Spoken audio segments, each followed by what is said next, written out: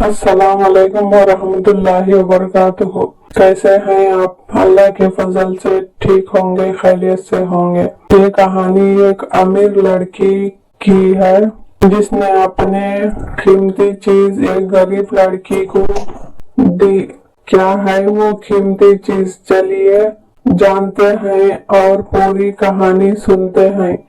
ज़ैनब एक बड़े से बंगले के मालिक की बेटी थी। सबसे छोटी होने की वजह से उसे माँ बाप से ज्यादा प्यार मिला। वो जिद की पक्की और अपने बात मनवाने की आदी थी। ईद के लिए चंद रोज बाकी थे।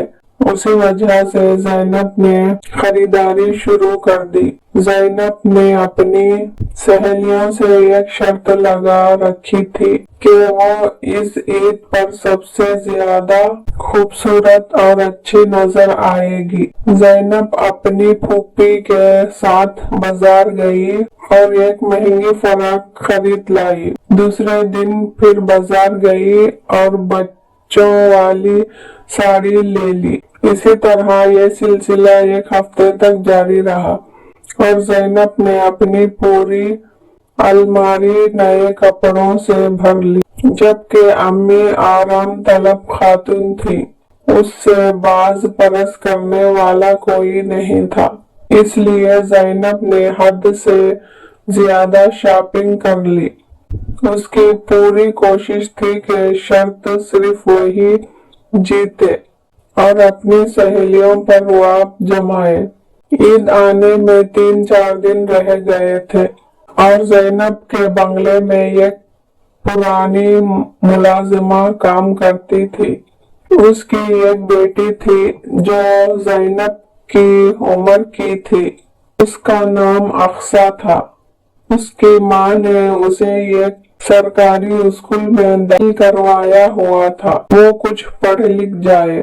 दोनों माँ बेटी का इस दुनिया में कोई नहीं था और वो ज़ैनब के बंगले के पिछले हिस्से में तामीर किरदा छोटे से क्वार्टर में रहती थी। उसकी माँ घरों में काम करती थी। ज़ैनब के घर में भी झाड़ू पोछा किया करती थी। स्कूल से वापस आने के बाद अक्सा भी सफाई में उसकी मदद कर देती। रोजा इफ्तार होने में अभी आधा घंटा बाकी था और ज़ैनब का रोजा था। वो टहलते हुए अपनी मुलाजिमा के क्वार्टर के पास से गुजरी। क्वार्टर में अक्सा अपनी माँ से नए जूतों और कपड़ों की फरमाइश कर रही थी। उसकी माँ उसे समझा रही थी कि हम गरीब लोग हैं, हमारी किस्मत में नए कपड़े और जूते कहाँ।